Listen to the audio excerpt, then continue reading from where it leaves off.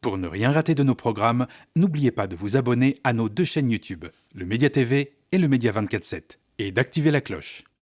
Bonjour à toutes et à tous et bienvenue dans cette nouvelle émission. Vous le savez, les luttes sociales, syndicales font partie de l'ADN du média. Il était donc temps qu'on y consacre une émission complète. Le journal des luttes est né de cette volonté de prendre au quotidien le pouls de la France qui lutte pour ses droits, son respect et sa dignité. Grève, manifestation, action collective, ici on donne la parole à celles et ceux qui se battent pour leurs droits. Merci donc au Fonds de dotation pour une société solidaire qui finance ce programme. Et s'il y a une lutte, une grève, une manifestation qui se déroule près de chez vous, si vous êtes victime ou témoin de répression syndicale, de harcèlement au travail, 2 solutions s'offrent à vous. Vous pouvez nous laisser un message au 06 86 46 08 46 ou nous laisser un mail à jdl@lemediatv.fr. Le numéro et l'adresse mail s'affichent en bas de votre écran. Et nous avons bien sûr toujours besoin de vous pour devenir abonnés sociaux ou faire un don ponctuel. Rendez-vous sur soutenez.lemediatv.fr. C'est avec vous que le combat continue. Le journal des luttes, c'est parti.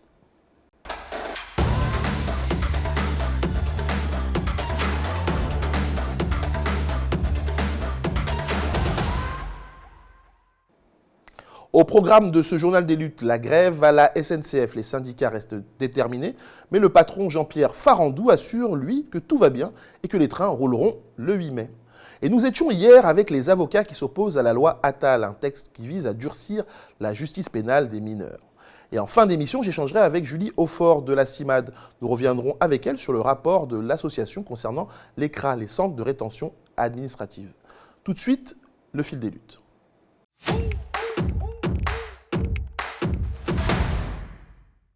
Deuxième jour de grève à la SNCF, mais le patron Jean-Pierre Farandou se montre optimiste pour le pont du 8 mai, qui s'annonce pourtant très perturbé. Il y aura un train dimanche pour ramener tout le monde, personne ne sera laissé à quai, on se mobilise pour arriver à faire revenir tous nos clients bien évidemment. Combien de trains vont rouler ce week-end ? Je pense qu'on sera pas loin de 90% des trains qui vont rouler. On l'a déjà fait, on avait déjà eu un problème déjà avec les contrôleurs TGV, c'était en février 24. On avait fait rouler plus de 80% de nos trains, et 100% d'ailleurs sur les vallées alpines, puisqu'on était en ambiance sport d'hiver. Voilà, donc on est vraiment confiant de faire rouler tous ces trains. On va se réorganiser. La plupart des clients auront vraiment le train pour lequel ils ont acheté un billet, et quelques-uns devront peut-être se déplacer d'une heure ou deux. Ils seront prévenus, je leur ai dit aujourd'hui ou demain, ils auront une information précise. Les syndicats de cheminots restent déterminés dans cette grève lancée hier lundi. Pour le pont du 8 mai, un influent collectif de contrôleurs baptisé Collectif National ASCT s'est même joint à l'appel à la mobilisation. L'optimisme de Jean-Pierre Farandou semble être de façade, car dans le même temps, pour la SNCF Voyageurs, il n'y a pas autant de certitude. Elle prévoit d'avertir aujourd'hui l'ensemble de ses clients sur le maintien ou non de leur train pour le pont du 8 mai. Et en Ile-de-France, la grève est bien réelle pour certains usagers des transports en commun. Aujourd'hui, le trafic est fortement perturbé sur les lignes de RER. Les cheminots réclament une hausse des rémunérations et une meilleure anticipation des plannings, trop souvent modifiés à la dernière minute à cause de la mise en place d'un nouveau logiciel.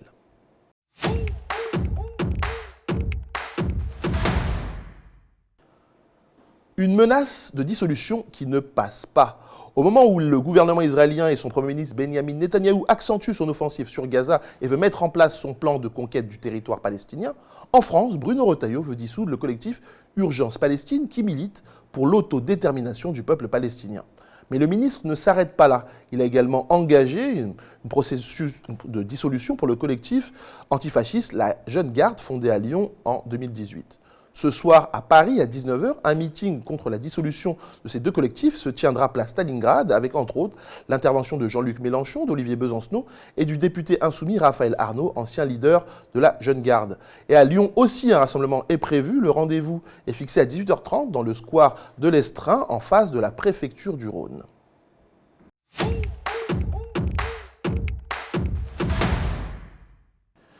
Depuis dimanche, le quotidien régional La Provence n'a pas été imprimé en raison d'une grève reconductible votée samedi à l'appel de la Filpac-CGT après l'annonce d'un plan prévoyant 72 suppressions de postes. Une partie des services techniques du journal appartenant à l'armateur Rodolphe Saadé bloque donc la sortie du quotidien marseillais. Le mouvement, qui concerne principalement le service d'expédition des éditions papier et celui de la maintenance des rotatives, a également entraîné le blocage de l'impression de La Tribune dimanche, autre titre de CMA médias. Seule la version numérique de ces journaux est disponible.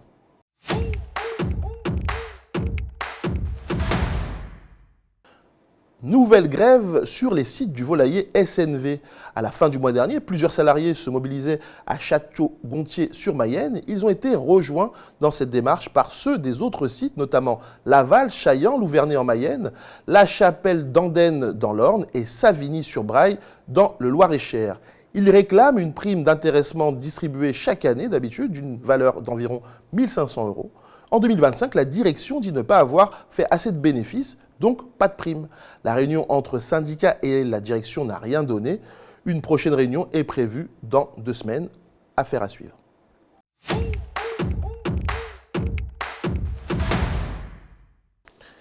Hier, jour de manifestation des avocats devant les tribunaux judiciaires de France. Ils dénoncent la loi Attal, un texte qui vise à durcir la justice pénale des mineurs. Lisa Noyal et Lisa Lapp sont allées à la rencontre de ces avocats. Reportage. Une centaine de professionnels du droit manifestent ce lundi 5 mai devant le tribunal de Paris. Les robes noires se mobilisent contre la loi justice sur les mineurs. Pour rappel, cette dernière contient notamment un durcissement des sanctions pour les parents dits absents ou défaillants, mais aussi une généralisation des ultra courtes peines de prison dès 13 ans ou encore la comparution immédiate pour les mineurs récidivistes de plus de 15 ans. L'Ordre des avocats a adopté à la majorité la semaine dernière une motion contre cette PPL. Les avocats condamnent dans une lettre les dispositions de ce texte et demandent le rejet de cette proposition de loi qui sera examinée en commission mixte paritaire le mardi 6 mai. Vous voyez que nous sommes très nombreux rassemblés là parce que cette proposition de loi Attal, elle fait l'objet d'un consensus de la part des professionnels. Nous y sommes tous opposés. Tous, ça veut dire tous les avocats qui pratiquent habituellement le droit des mineurs, tous les juges des enfants, les substituts, c'est-à-dire les parquetiers en charge du droit des mineurs, les organisations syndicales des éducateurs sont tous opposés à cette loi. Ça n'est pas pour rien.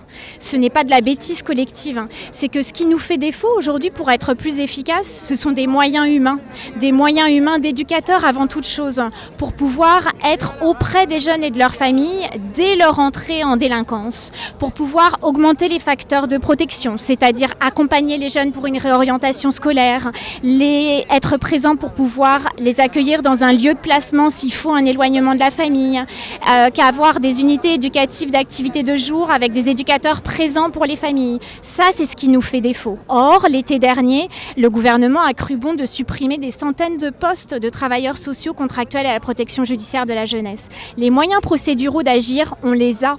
On ne peut pas dire que la justice des mineurs soit lente, on ne peut pas dire qu'elle est laxiste, ce sont deux contre-vérités totales. Il y a des principes constitutionnels qui sont bafoués, c'est-à-dire qu'on doit faire passer l'éducatif avant le répressif. Penser que est éducatif de mettre un jeune en prison est totalement contre-productif puisque c'est prouvé par des études très sérieuses, faites par le ministère, faites par des pédopsychiatres, faites par donc des quantités de professionnels qui démontrent que non seulement c'est pas productif, mais c'est pourvoyeur de récidives et d'aggravation des éventuelles infractions commises. Donc, tout ce qui est fait à l'heure actuelle, malheureusement, est contre-productif, pas seulement pour les enfants, contre-productif pour la société. Car ce qui va être créé, c'est toute une frange de la société qui est encore jeune, qui va donc vivre longtemps et qui ne pourra pas être réinsérée dans la société. Il manque les structures pour permettre à la sortie de l'école de prendre les enfants, de les faire travailler. Il manque les éducateurs de rue qui étaient là pour justement signaler lorsqu'un enfant commençait à dériver. Il manque toutes ces structures. Elles existaient, elles ont disparu. Qu'est-ce qu'on veut? Qu'est-ce qu'on cherche? Est-ce que les enfants sont devenus des outils politiques? Ce sont des êtres humains et c'est l'avenir de notre société. Que veut-on pour l'avenir de notre société?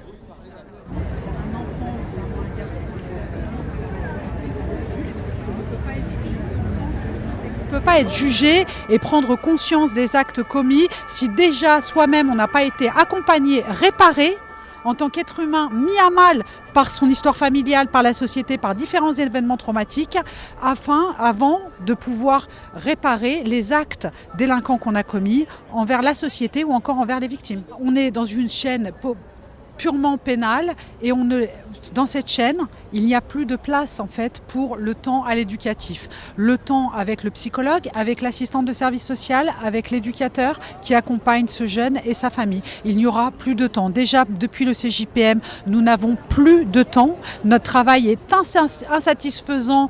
La plupart des agents de la PJJ trouvent une perte de sens significative concernant leur mission et leurs fonctions, voire leur métier. Alors là, avec ce projet de loi Attal, moi la première, je quitterai la PJJ. Tout de suite, l'agenda des luttes.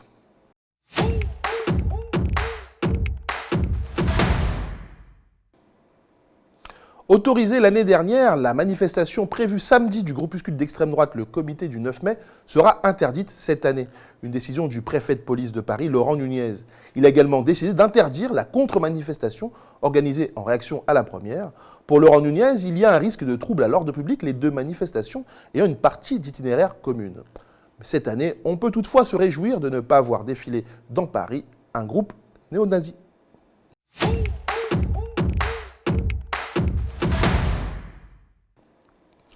Après le meurtre d'Aboubacar Cissé le 25 avril à la mosquée de la Grand-Combe dans le Gard, l'heure est à la mobilisation contre la haine anti-musulmane. Un collectif d'organisations et de personnalités, avec le soutien de la France Insoumise et du nouveau parti anticapitaliste, appelle à une grande manifestation dimanche 11 mai à Paris. Dans la tribune parue dans Politis, on peut lire « Cette décision, au fond, le tueur ne l'a pas prise tout seul. Cet assassin vit en France où des membres des gouvernements successifs n'ont eu cesse d'alimenter l'islamophobie et les scores à 2 chiffres du Rassemblement national. » Tout de suite, l'entretien du JDL, mais avant ça, le flash info de la rédaction préparé aujourd'hui par Lydia Ménez.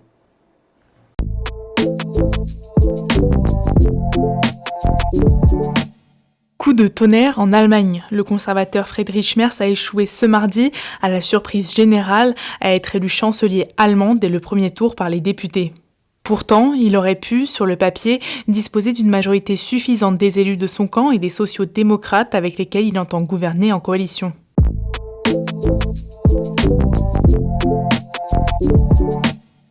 Les syndicats de cheminots appellent à une grève du 5 au 11 mai. Au cœur de leurs revendications, la refonte de la prime de traction qui revient à demander une revalorisation salariale.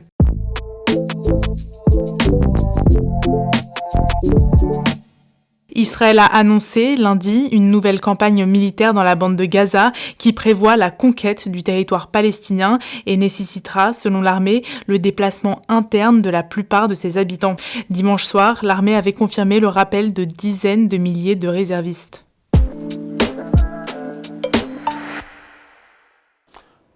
Chaque année, des milliers d'hommes et de femmes et d'enfants sont enfermés dans les CRA, ces centres de rétention administrative, ces zones opaques où les droits sont souvent bafoués.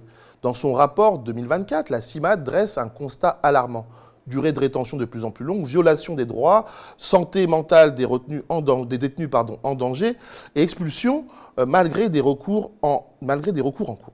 Certaines pratiques, comme l'enfermement de personnes haïtiennes en Guyane, alors qu'aucune expulsion n'est possible, interrogent profondément sur la finalité de cette politique. Julie Aufort, responsable du programme Rétention à la CIMAD, est notre invitée. Elle nous livre les chiffres et les témoignages et les alertes que contiennent ce rapport accablant.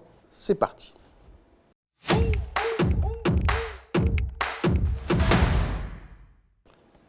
Julie Aufort, bonjour. Merci d'avoir accepté notre invitation. Vous signez avec la CIMAD un rapport accablant sur les centres de rétention administrative en France. Il parle d'une politique d'enfermement systématique des personnes étrangères. Que dit ce rapport sur l'évolution de la rétention ces dernières années ? Alors, c'est une année 2024 est une année assez particulière puisque c'est le triste anniversaire des 40 ans de la rétention administrative. Les CRA sont devenus légaux en 1984 et donc ce rapport retrace les histoires de la rétention administrative, décrypte les principales évolutions observées ces 4 dernières décennies où en effet les réformes successives ont élargi le cadre de l'utilisation de la rétention administrative, réduit les dispositions protectrices et laissé de plus en plus de place à la libre appréciation des préfectures et à l'arbitraire qui en découle. En effet, on a constaté une utilisation de plus en plus massive et disproportionnée de l'enfermement administratif, avec des situations individuelles assez dramatiques et des violations fréquentes des droits fondamentaux pour ces personnes retenues. Je rappelle ici que la rétention administrative n'est pas une peine pénale. Hein. Les personnes sont enfermées parce qu'elles n'ont pas de titre de séjour. Donc c'est un enfermement assez violent, comme beaucoup, mais et encore plus ouvert à l'arbitraire des autorités préfectorales. Justement, l'allongement... Allez-y, je vous laisse terminer. Non, j'allais dire, l'allongement des durées de rétention semble être une tendance lourde. Hein. Le rapport indique que la durée moyenne est passée de 15,5 jours en 2018 à 28,5 jours en 2023, sans augmentation des expulsions. À quoi sert encore cet enfermement, selon vous ? La CIMAD a toujours revendiqué la fermeture des centres de rétention administrative. On est contre la fermeture l'enfermement administratif, puisque justement, ces chiffres nous prouvent que le taux d'éloignement n'augmente pas si on augmente si on augmente la durée de rétention. C'est-à-dire qu'au départ, elle était de 7 jours, je crois, au tout début. Elle est de 90 jours depuis 2018, avec un projet qui souhaiterait la passer à 210 jours pour certaines personnes. Et en fait, ce qu'on constate, c'est qu'il n'y a pas beaucoup plus d'expulsions, mais que, par contre, la durée moyenne d'enfermement administratif a explosé. En 4 années seulement, la durée moyenne a doublé, ce qui est énorme, puisqu'elle était en effet de 16 jours en 2020, elle est passée en 32 jours en 2024. Donc ça montre qu'en fait, rallonger la rétention ne permet pas d'expulser plus. Les chiffres et les études le montrent, et chaque année, c'est les mêmes constats. Justement, le rapport parle d'expulsions réalisées malgré des recours qui sont en cours, ce qui est contraire à la loi. Est-ce que vous avez des exemples dans les cas que vous pouvez traiter ? Excusez-moi, vous pouvez répéter ? Oui, je disais que le rapport parle d'expulsions réalisées malgré des recours qui sont en cours. Et donc, est-ce que vous avez des exemples ? Donc, c'est contraire à la loi. Est-ce que vous avez des exemples pour illustrer Les plus gros exemples étaient sur le centre de rétention du Mesnil-Amelot, où en effet, il y avait beaucoup d'expulsions illégales. Ce que nous appelons donc expulsions illégales. Le plus souvent, c'était le recours. Les personnes qui ont une mesure d'éloignement peuvent la contester devant le tribunal administratif, notamment les obligations à quitter le territoire. Ce recours au tribunal administratif est évidemment suspensif. Il y a des délais d'audiencement, par exemple au tribunal administratif de Montreuil, qui sont assez longs. Et quand les autorités préfectorales avaient obtenu un laissez-passer, les expulsaient malgré un recours pendant devant les juridictions administratives. Un autre exemple d'expulsion illégale, c'est une personne qui fait une demande d'asile en centre de rétention. Cette personne, elle est protégée de l'éloignement, en tout cas jusqu'à ce que l'OFPRA donne sa décision. Et donc, on ne peut pas les expulser avant une décision préfectorale. Un bel exemple qu'on a eu, c'était pour une personne qui était au centre de rétention de Toulouse, qui a été expulsée alors que le TA avait été saisi, le tribunal administratif, pardon, et le tribunal administratif avait annulé l'obligation de quitter le territoire. Donc, le ministère de l'Intérieur a dû faire ramener cette personne sur le territoire français. La santé mentale des personnes enfermées, retenues, se dégrade. Vous parlez d'une recrudescence des tentatives de suicide. C'est ce que vous constatez encore toujours cette année ? En fait, c'est ce que dénonce ce rapport et la CIMAD, c'est qu'il n'y a plus, par les autorités préfectorales, d'études individuelles pour les personnes placées. On est sur un systématisme de placement en rétention sous couvert de la menace à l'ordre public, qui est une notion très très floue. Hein. Donc la menace à l'ordre public peut être caractérisée par cracher par terre ou autre chose comme ça. Et donc ces personnes-là, on n'étudie pas leur situation individuelle. Et on se retrouve avec des personnes qui sont enfermées et qui ont des handicaps mentaux importants, ou des décompensations suite à des traumatismes subis dans leur parcours migratoire. Et donc l'enfermement, évidemment, ne permet pas, enfin, accentue les décompensations, notamment sur les problèmes psy. Et il y a on croise de plus en plus de personnes avec ces problématiques en centre de rétention, où du coup on se retrouve assez démunis, puisque nous sommes juristes au départ, donc pas du tout compétents pour pouvoir aider les personnes avec ces troubles. Dans ce rapport, on revient aussi sur la difficulté croissante des associations pour les associations d'agir. Hein. Le ministère de l'Intérieur cherche à restreindre l'intervention des ONG dans certains centres de rétention. Quelles sont les conséquences justement pour l'accompagnement juridique des personnes retenues?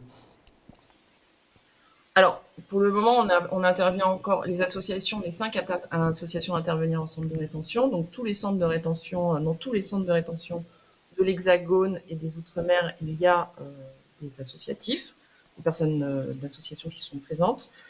Notre travail, on le fait sur la continuité, sur les 90 jours de la rétention. On ne fait pas juste des recours et après on arrête de suivre les personnes. C'est aussi un regard de la société civile sur ces lieux d'enfermement administratif et qui permettent aussi d'y dénoncer ce qui s'y passe, puisqu'il y a quand même, on constate des atteintes graves aux droits fondamentaux des personnes enfermées. Et retirer les associations des centres de rétention retirerait ce regard, ce regard de la société civile, ce qui pour nous inquiète fortement, puisque dans un pays dit démocratique, normalement, la société civile a le droit de regard sur ces lieux d'enfermement. Pour le moment, les associations continuent aujourd'hui à intervenir dans les centres de rétention.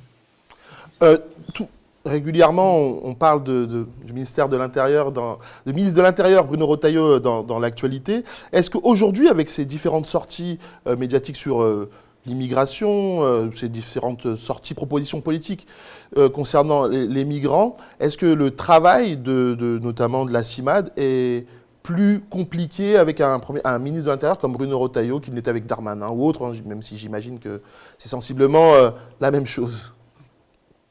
Alors, oui, tout à fait. Le dernier est un peu plus difficile. Après, sur les personnes qui sont sur le terrain, sur les équipes qui sont sur le terrain, au quotidien, elles travaillent en quotidien avec les directions des centres de rétention qui sont tenus par la police aux frontières.